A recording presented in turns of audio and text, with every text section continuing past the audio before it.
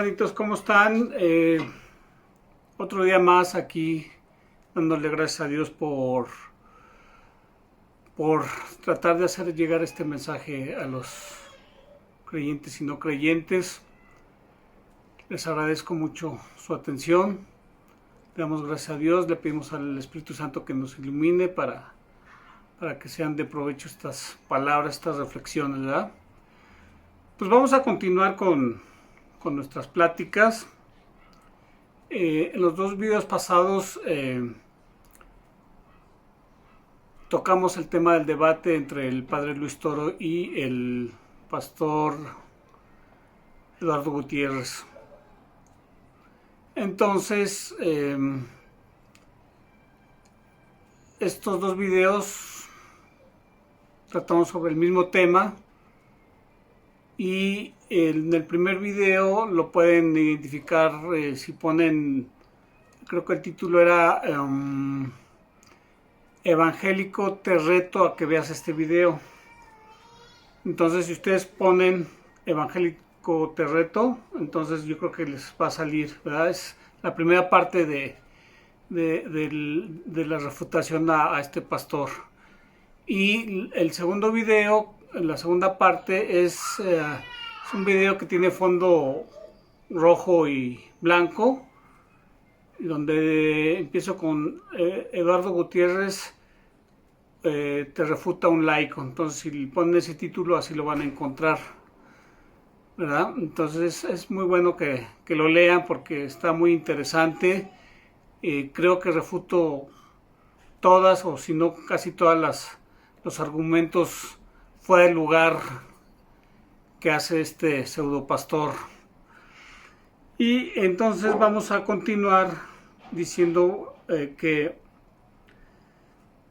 haciendo una fe de ratas en estos videos, nada más de poca importancia, porque en una palabra que uso cuando nos referimos cuando hablo de Petrus, Petras y que no sé qué, yo utilizo la palabra, en vez de traduciendo, pongo la palabra interpretando, interpretar o interpretando. Entonces ahí es un errorcillo ahí de la palabra, ¿verdad? En vez de interpretar es traducir, cuando habla de la lengua judía al griego.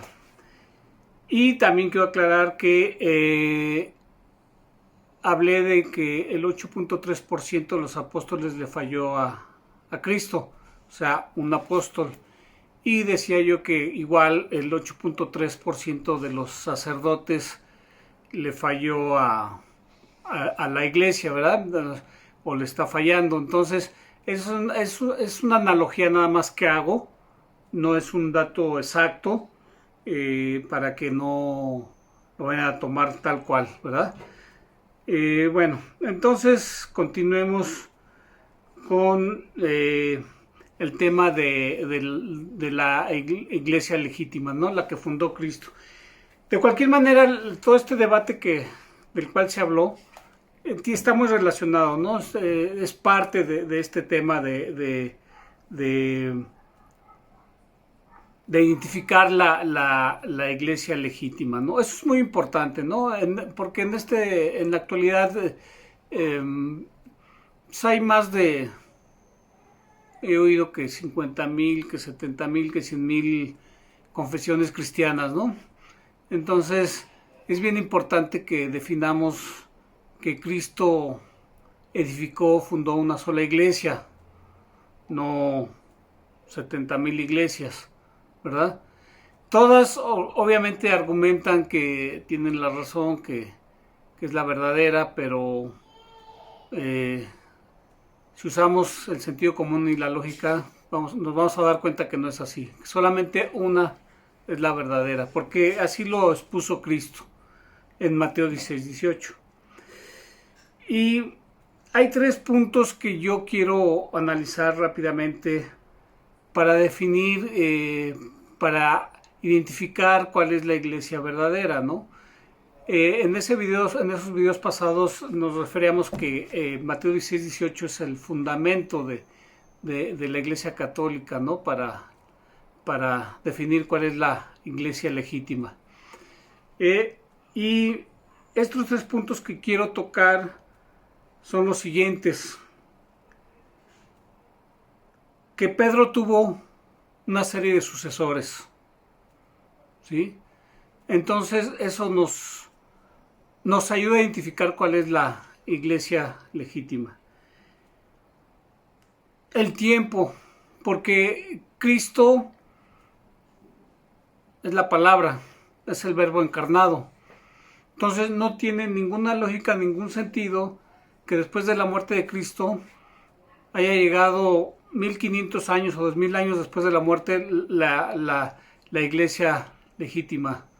Entonces, por eso el factor tiempo es súper importante aquí, porque eso nos dice cuál es la iglesia, la religión verdadera. Y por último, la doctrina, ¿sí? La doctrina que nos dio Cristo, ¿sí? Esa iglesia que fundó Cristo practica una religión, ¿sí? Esa iglesia que fundó Cristo nos enseña una doctrina específica, muy clara, ¿sí? Y es la doctrina que tenemos nosotros que ver, que obedecer. Entonces, estos 3 puntos nos dicen cuál es la legítima, la verdadera. Obviamente decíamos que a la muerte de Pedro, pues era súper lógico que iba a haber una serie de sucesores. Entonces la pregunta aquí era,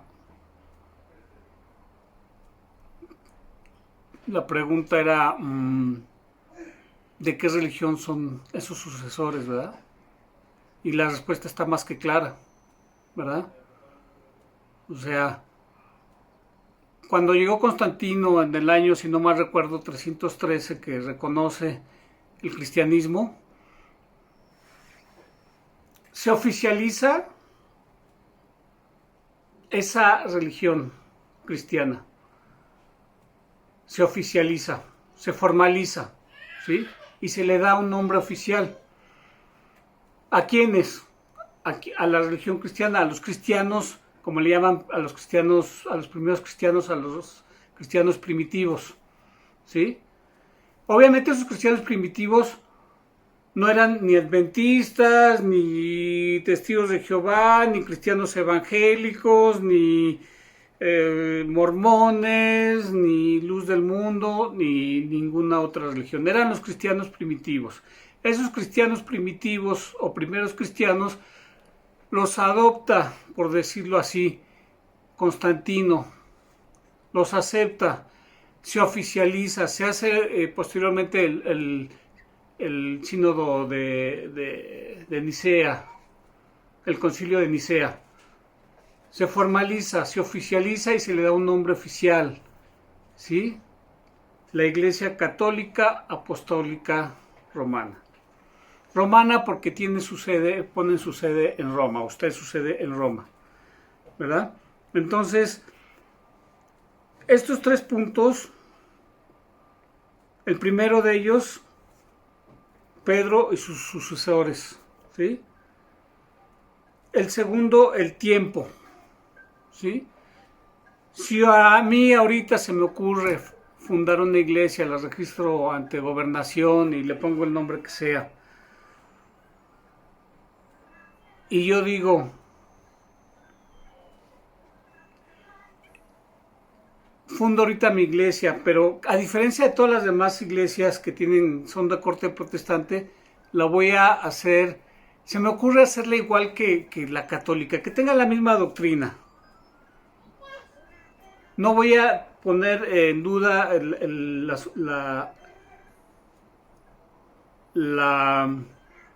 a Pedro y su primado y sus sucesores. Voy a aceptar al Papa como el sucesor de Pedro, ¿sí? Y voy a tomar la misma doctrina que la Iglesia Católica, ¿sí? Entonces, El problema aquí es que el tiempo y la historia no me van a respaldar, ¿sí? Porque como hasta el año 2000 surge la iglesia verdadera que estoy fundando, la de Cristo, si está surgiendo 2000 años después de la muerte de Cristo, no tiene ningún sentido, la historia no me avala, entonces no cumplo con el requisito del tiempo, ¿verdad? Y el tercer punto es la doctrina, ¿sí? Entonces, las sectas protestantes no siguen esta doctrina porque no les conviene, o sea, se tenían que diferenciar de la Iglesia Católica. ¿Y cómo se podían diferenciar?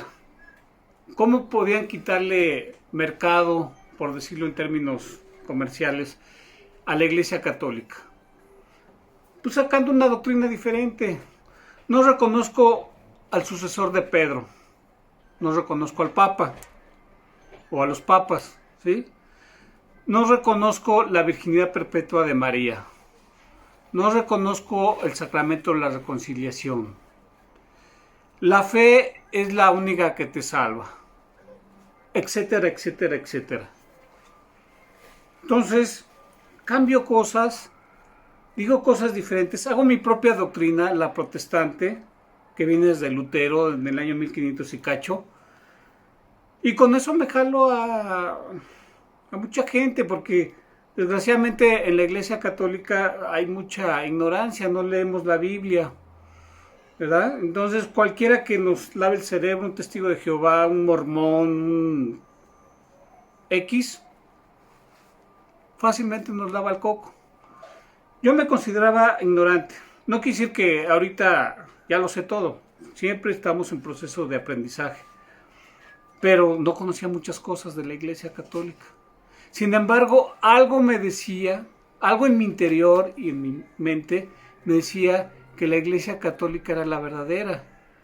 Porque yo sabía que la Iglesia Católica venía desde hace casi 2000 años. Entonces mi lógica me decía, no puede ser que la iglesia que fundó Cristo venga a aparecer casi 2000 años después.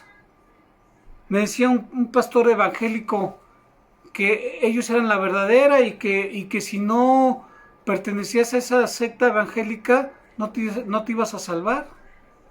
Dije, pues es una tarugada lo que está diciendo. Y yo lo pensaba y lo sentía, ¿no? O sea, entonces, ¿qué pasó con todos los que ya vivieron, ya murieron? Amén de las otras miles de religiones.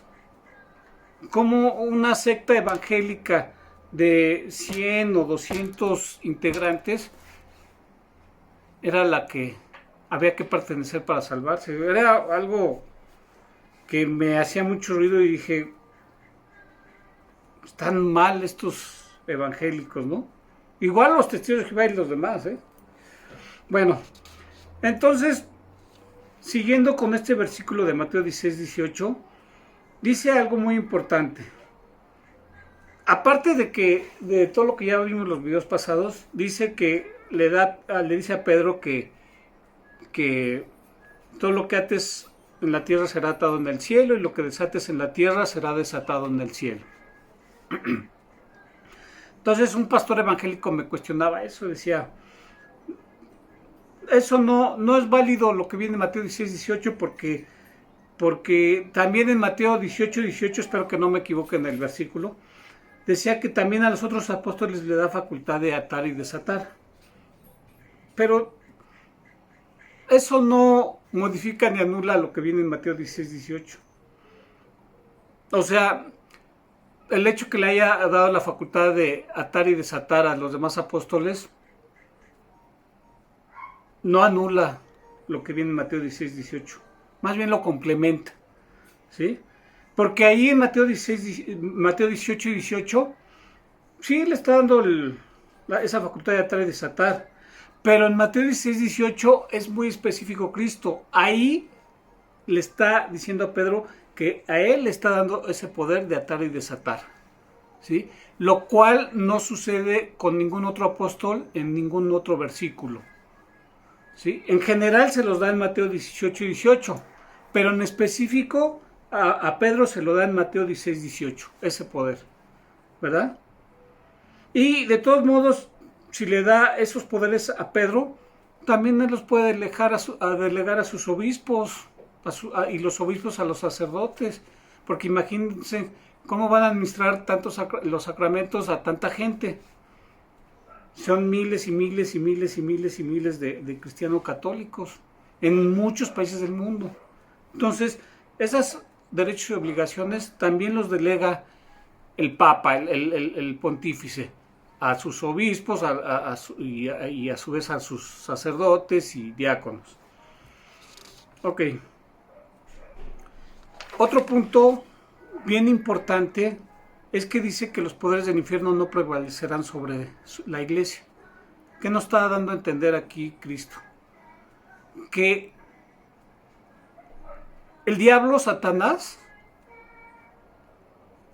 no va a descansar de dejar de atacar a la iglesia que fundó Cristo. No va a dejar de atacarla. Desde dentro y desde fuera. Desde dentro de la iglesia hasta fuera de la iglesia. ¿Sí? Sacerdotes que no cumplen lo correcto. De ahí está atacando a la iglesia el diablo. Obviamente desde fuera no se diga. Los regímenes socialistas como han atacado a la religión. Entonces, Satanás, hasta que regrese Cristo, no va a descansar, no va a dejar de atacar a la iglesia. A través de los integrantes de los religiosos dentro de la iglesia y por fuera, los ateos, las sectas, todo el mundo la va a atacar. Por eso se oyen tantos escándalos de la iglesia, de que hay sacerdotes que se corrompen, sí, hay pederastas, sí, hay gente que se enriquece, sí, hay gente que está aliado con el narco, sí, yo creo que sí. Y te podría decir que hay de lo peor dentro de la iglesia, ¿sí? Y no lo digo con orgullo, me da mucho coraje y enojo que se corrompan y que mucha gente, desgraciadamente, se basa en el comportamiento de los humanos, de los sacerdotes, y por eso se salen, se escandalizan. Lo que debería hacer es, yo no soy seguidor del sacerdote, no soy seguidor del obispo. Si el Papa inclusive falla, no soy seguidor del Papa, porque es humano, ¿sí? Entonces, yo soy seguidor de Cristo. Y Cristo fundó una religión, una iglesia, una doctrina a la cual yo debo de seguir, ¿sí? No me baso en las personas. Las personas fallamos, pero Cristo no falla. Entonces, aunque me ha tocado algún mal sacerdote, no me salgo por eso. Ahora, no quiere decir que las sectas evangélicas no, ahora sí como dicen, estén libres de toda culpa, ¿eh? O sea, entren a internet y vean todos los escándalos que hay con las demás religiones. En todos lados se cuecen habas, como se dice vulgarmente. En todos lados. Y ejemplos podemos poner muchos, ¿no? Los niños de Dios, la iglesia del pueblo, de esta de Jim Jones, Casitas del Sur aquí en México. Muchos ejemplos podemos dar, ¿no? Entonces, en todos lados hay corrupción, hay gente que se corrompe. Pero, sobre todo en la iglesia católica, porque yo les pregunto, ¿el diablo a qué iglesia, a qué religión le interesa atacar? A la que fundó Cristo. O por lo menos pone mucho más énfasis en la que fundó Cristo, porque es la iglesia que te salva. ¿sí? Entonces, ahorita, después vamos a tocar el tema de otras religiones. Me refiero al Islam, al judaísmo, al hinduismo. Pero ahorita estoy hablando nada más de iglesias cristianas. ¿Sí? Entonces, había otro punto que quería atacar, a ver si me acuerdo. Si no, lo toco en el otro video, ¿verdad? Yo les pido que reflexionen sobre este tema, que usen la lógica y el sentido común. Hay más de 50,000 o 70,000 iglesias cristianas, eso no puede ser, ¿no? Desde las que más se apegan a la doctrina católica, como la iglesia, bueno, sería cuestión de otro tema, la iglesia católica ortodoxa, lo vamos a tocar también, hasta que se diferencia mucho la iglesia católica ortodoxa con las sectas, hay una gran diferencia. La cuestión de la católica ortodoxa es que también se separó, dejó de reconocer a Pedro como a los papas como sucesores de Pedro, porque a ellos se les metió el chamuco y querían tener su propio dirigente, pero tienen una ventaja muy grande respecto de las sectas protestantes. Lo voy a tocar en otro video. Entonces, creo que sería todo. Nada más una petición a los sacerdotes católicos que hagan apologética, porque por no hacer apologética no hay una conciencia, un conocimiento de lo que es la Iglesia Católica, y por eso llegan las sectas y les lavan el coco muy fácilmente. Amén de otros factores, ¿verdad? Pero sí quiero que, sí, mi petición es hacia los sacerdotes católicos y a la gente que lee la Biblia católica, que se metan a la apologética, como nos lo recomienda el Padre Luis Toro, ¿verdad? Qué bueno que Dios nos mandó al Padre Luis Toro, gracias a Dios.